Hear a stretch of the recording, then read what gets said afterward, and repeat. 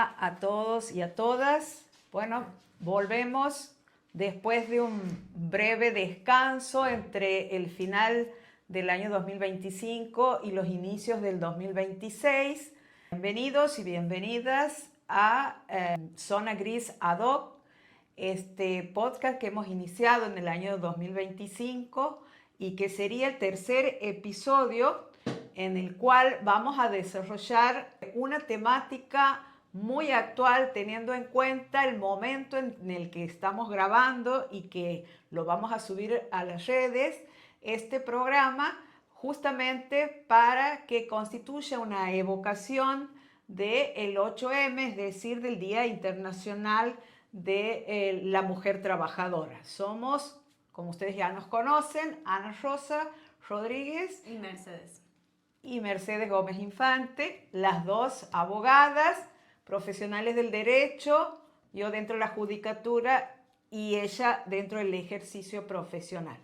Les decía que la temática que hoy nos está convocando es concretamente la evocación y fundamentalmente la reflexión acerca del 8 de marzo, que como todos y todos sabemos, se conmemora el Día Internacional de la Mujer Trabajadora.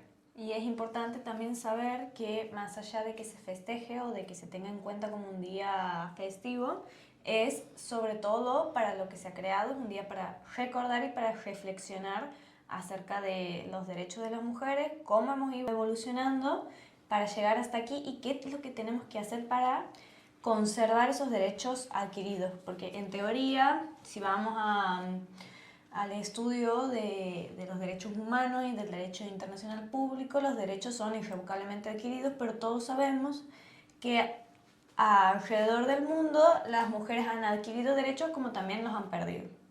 Entonces es importante siempre recordarlos y que esta lucha sea activa.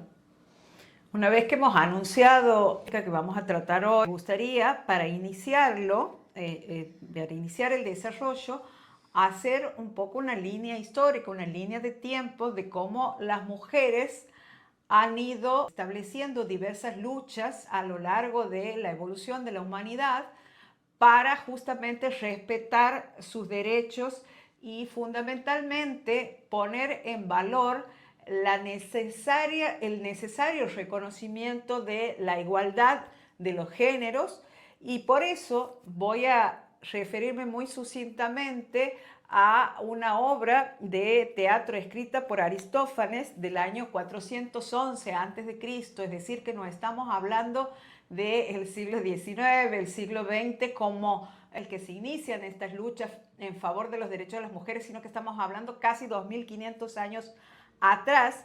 Esta obra se denomina Lisístrata, reúne a mujeres de toda Grecia. En ese momento estaba sucediendo la guerra del Peloponeso entre espartanos y atenienses, y justamente el rol de la mujer era concretamente el de procrear y criar a los hijos, es decir, con tareas estereotipadas tradicionalmente hacia las mujeres. Pero para que los hombres puedan ir a la guerra, necesariamente debían contar con ese aporte que hacían las mujeres a la sociedad, que era justamente esto de la procreación, o sea, dar hijos que después iban a la guerra y también contribuir al sostenimiento de las familias. Es por eso que ellas entendieron que su aporte era muy importante hacia la sociedad y que por lo tanto debían ser valoradas y escuchadas en cuanto al reclamo. ¿Cuál era el reclamo concretamente? El no a la guerra. Nos parece muy actual porque hoy hemos visto en todas las redes sociales varios países expedirse acerca del no a la guerra. Bueno, en ese momento las mujeres son las que se han expresado y lo han hecho con una acción colectiva concreta que consistió en una huelga sexual y la toma de la Acrópolis para obligar a los hombres a detener esa guerra del Peloponeso. Si bien es cierto, la obra es una comedia que relata una situación social existente, recordemos que tanto griegos como romanos utilizaban el teatro para hacer sus cuestionamientos a dirigentes políticos de la época, es decir, a quienes ejercían el poder en la época, y se lo hacía a través de obras de teatro. Justamente de ahí deriva lo que nosotros estudiamos en Derecho Civil, que es la palabra persona, que proviene del latín personae, es decir, la máscara que usaban los actores en el teatro para hacer sus representaciones. De ahí deriva ese famoso vocablo del latín, y que nosotros lo hemos adoptado para establecer lo que es el sujeto de derecho. Las legislaciones lo han incorporado, sobre todo las que siguen la línea romanista, para distinguir al sujeto de derecho del resto de las instituciones jurídicas. Y tengamos en cuenta que en la antigüedad la mujer no era considerada un sujeto de derecho, sino que estaba ligado siempre a un pater familias, y en muchas veces ha sido objeto de transacción. Bueno, este reclamo de estas mujeres, yo me he planteado la necesidad de realizar un paralelo con lo que hoy las mujeres luchan, de trazar un paralelo. Si bien es cierto, esta situación está separada por siglos y por contextos completamente diferentes, podemos vincular varios ejes conceptuales útiles. Por ejemplo, la huelga como herramienta de cambio. Hoy pensamos, o a veces el imaginario colectivo reduce el tema de la huelga a la identificación con un determinado partido o ideología política, cuando en realidad la huelga es un derecho que se ha concebido, se ha desarrollado a través de las legislaciones y a través de la evolución del trabajo y de la necesidad del trabajador y la trabajadora de reunirse, de agremiarse en búsqueda del respeto de sus derechos. La huelga entonces es presentada como una forma legítima de protesta colectiva y la visibilización del rol de las mujeres en la sociedad. Hoy el 8M también plantea la necesidad del reconocimiento. Por eso es que 1 año, 2 años atrás se planteó una huelga para que las mujeres el 8M no trabajasen, para que la sociedad visibilice el aporte social y económico que realizan las mujeres en el mundo de hoy. El 8M por eso busca visibilizar ese aporte histórico y social de las mujeres y cómo su ausencia o silenciamiento puede afectar a toda la comunidad. También otra de las variables tratadas en esta obra y que después se trasladan a lo que hoy estamos evocando es la resistencia a la violencia y a la guerra y el cuerpo como un territorio político. Si bien es cierto, Aristófanes en su obra de teatro lo usó como un recurso humorístico, sí aparece en ese debate el cuerpo femenino como un espacio de disputa. Hoy justamente es una temática actual la necesidad de autonomía corporal, de la autodeterminación, el cuestionamiento de la cosificación y frenar lo que es concretamente la violencia de género.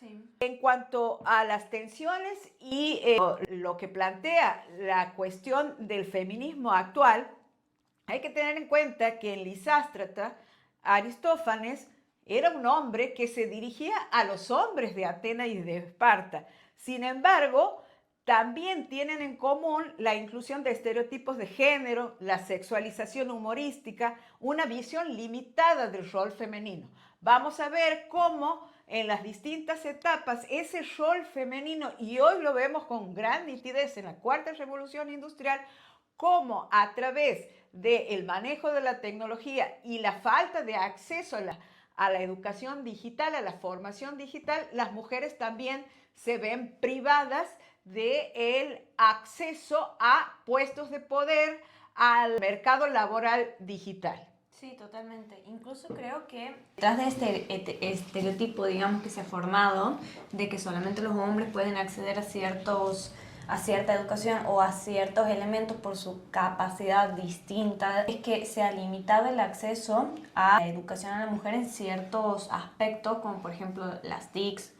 Es una cuestión de estadísticas y porcentajes, no es algo que se esté inventando o que se esté poniendo como una idea o estableciendo una idea. Y también ser conscientes que más allá desde el ámbito de la educación, en el ámbito laboral, también siempre se ha hecho una limitación grande a las mujeres para acceder a puestos de trabajo y para no tener las mismas oportunidades, digamos, no es algo de antes, está pasando ahora, sigue pasando, y también siguen existiendo en las instituciones violencia directa hacia las mujeres.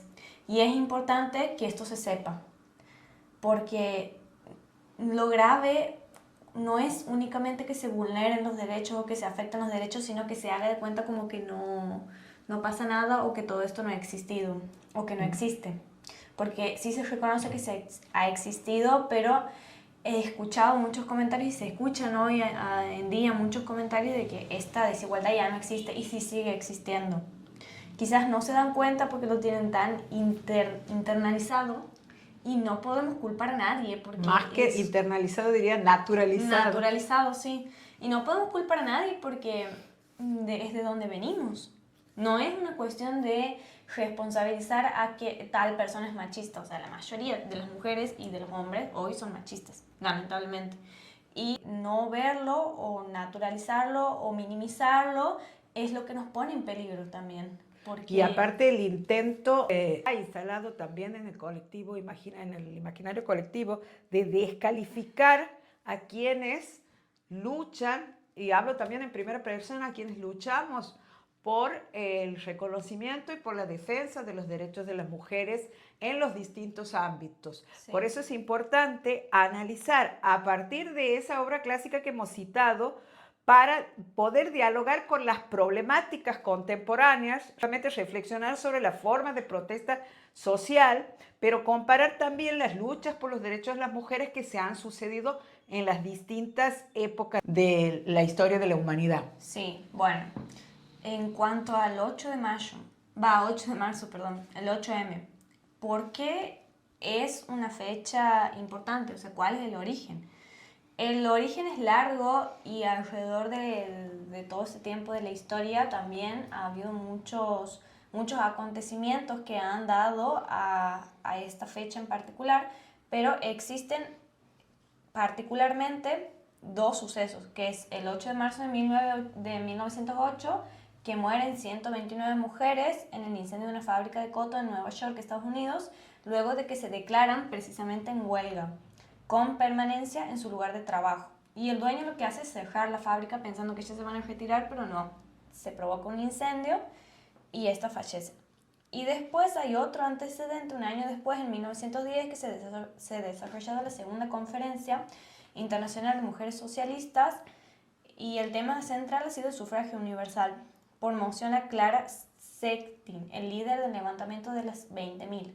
Se proclamó oficialmente el 8 de marzo como el Día de la Mujer Trabajadora, en homenaje a las mujeres caídas en la huelga de 1908, que es la que hemos contado anteriormente. Claro, como antecedente directo de lo que vendría a ser la evocación, sí, que no es el comienzo de la lucha como lo hemos anticipado al principio. Claro, no es ese momento el comienzo de la lucha, sino que viene, como has dicho antes, de hace mucho tiempo, nada más que no se había dado como tal la oportunidad de reclamar y recién... Más que de reclamar, de visibilizar los reclamos. Sí. Porque los reclamos siempre han existido. Se los tapaba. Se los tapaba, exactamente como muchas cosas que se hace socialmente cuando se tratan de temas que no pueden ser instalados en la agenda porque son bastante comprometedores para la clase gobernante, por la clase que está ejerciendo determinados cargos de poder. Entonces directamente no se los visibiliza. Claro. Bueno, recién ahí en esa fecha más o menos se los visibiliza, o sea, muchos años después. Es mucho el tiempo que ha tenido que pasar y es mucho el avance en los últimos años que ha existido, eso hay que reconocerlo, pero también hay que reconocer que nos queda mucho por avanzar todavía. Y bueno, por otro lado, en cuanto a seguir la cadena de evolución histórica, la primera celebración oficial ha sido en 1911. En varios países europeos, un montón de personas han marchado por los derechos laborales y de voto de la mujer. Y ya después, mucho más adelante, en 1975, la ONU institucionaliza el Día de la Mujer como fecha oficial. Y bueno, después de todo ese tiempo de lucha, porque ha sido un tiempo de lucha, recién se sanciona ese día en 1975, que si nos ponemos a pensar ha sido hace muy poco, digamos, hace 50 años. Y tanto a nivel internacional como a nivel nacional, es muy poco tiempo en el que, al que nos remitimos, digamos. 50 años no es nada. Y hace muy poco tiempo que nosotras tenemos estos derechos y los tenemos que defender.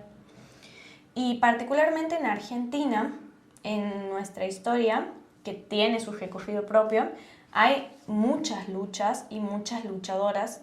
Julieta Lantegui, por ejemplo, a mí me encanta, que gracias a un fallo judicial, ella ha sido la primera mujer en votar en 1911. Ha sido la primera en incorporarse al padrón oficial en América Latina y ha exigido empadronarse porque cumple con todos los requisitos. Y ella ha sido la primera mujer argentina en votar y la primera en empadronarse en América Latina. Y en 1919 se presentó como candidata a diputada nacional por el Partido Feminista Nacional. 2 años más tarde se recibió de médica, siendo la 5ª mujer en conseguirlo en nuestro país. Ha publicado artículos en revistas de divulgación científica, en congresos y en sus prácticas políticas. Bueno, ha impulsado muchos congresos, entre ellos el primer Congreso Femenino Internacional, el primer Congreso del Niño a nivel mundial, la Liga por los Derechos de la Mujer y la Liga por los Derechos del Niño, además de participar en la Liga de Trata de Blancas.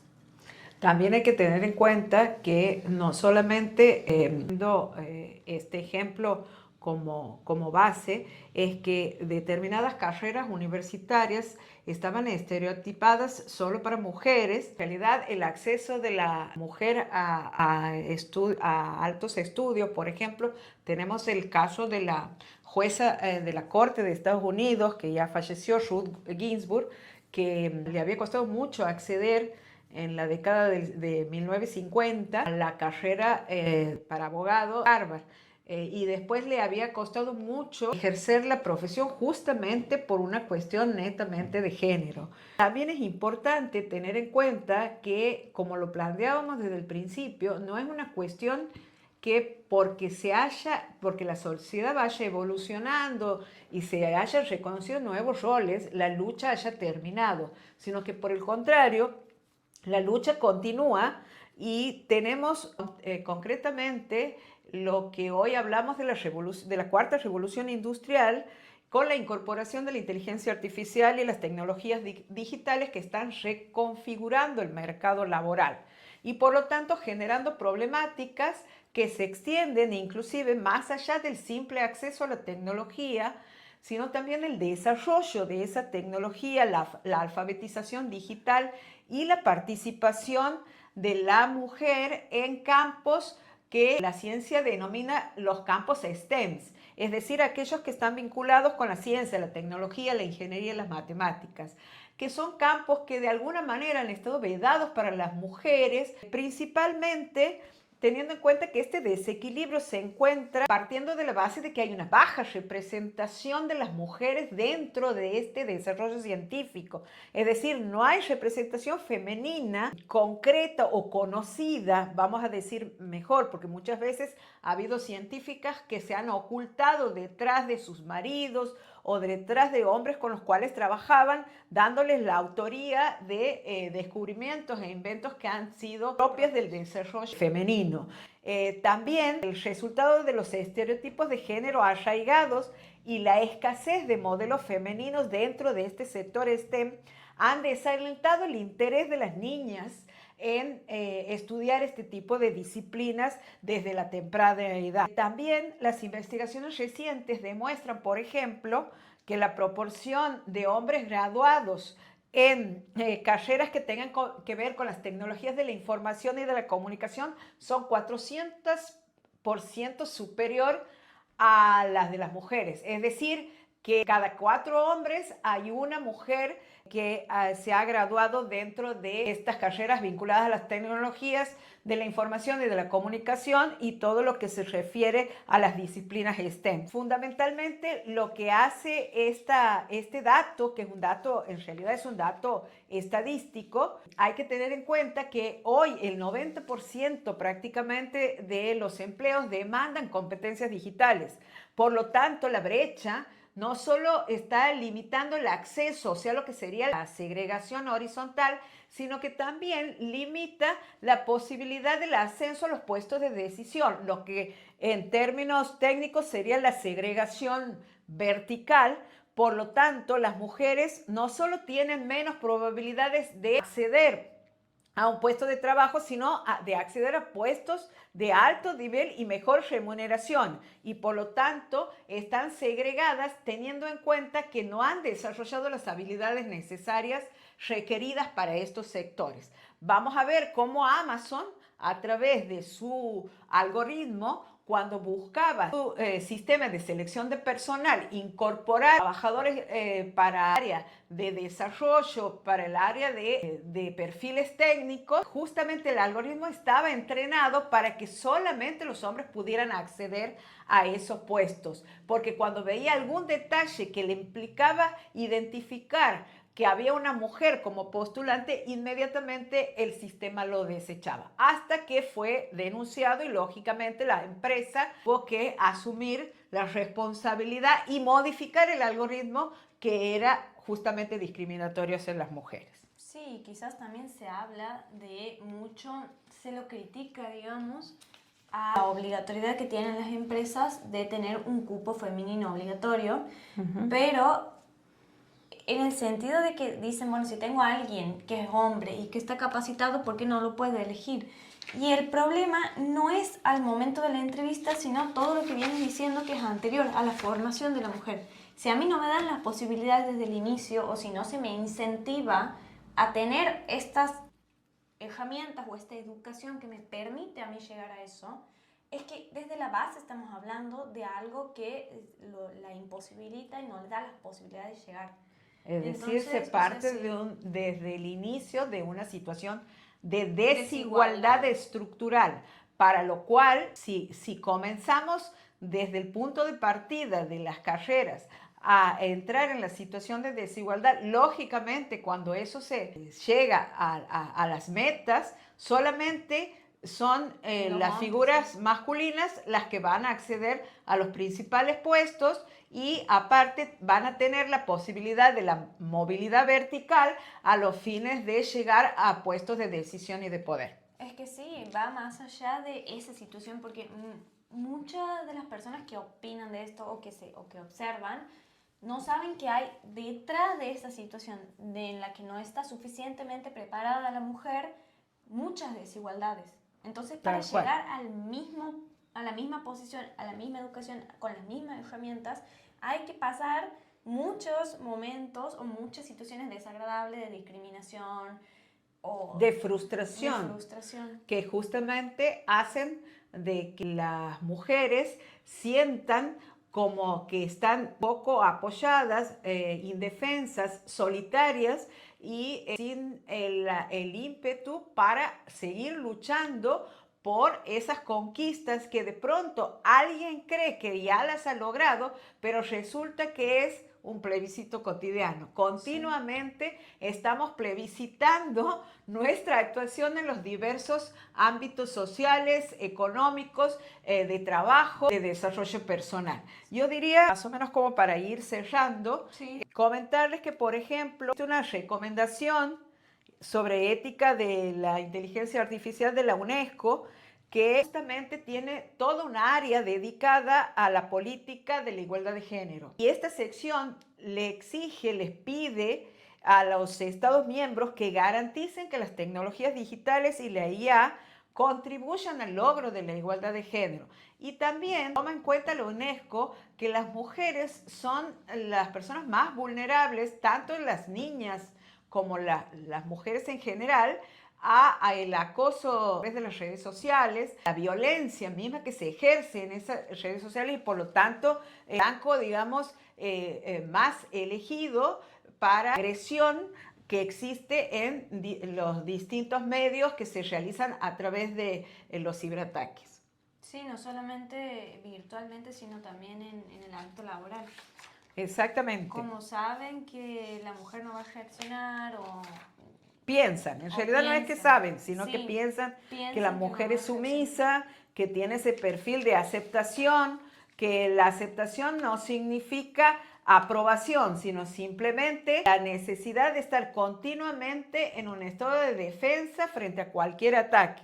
Sí. Lo mismo es importante subrayar la necesidad que los gobiernos garanticen los derechos humanos y las libertades fundamentales, y sobre todo, especialmente, lo que se refiere a la seguridad y a la integridad de las niñas y las mujeres. ¿Para qué? Para que no se violen en ninguna de las etapas del ciclo de la vida del sistema de inteligencia artificial. Quería terminar este podcast con una frase que me parece muy significativa respecto de los derechos humanos y las libertades fundamentales. Sin las mujeres, los derechos no son humanos. Gracias. Gracias.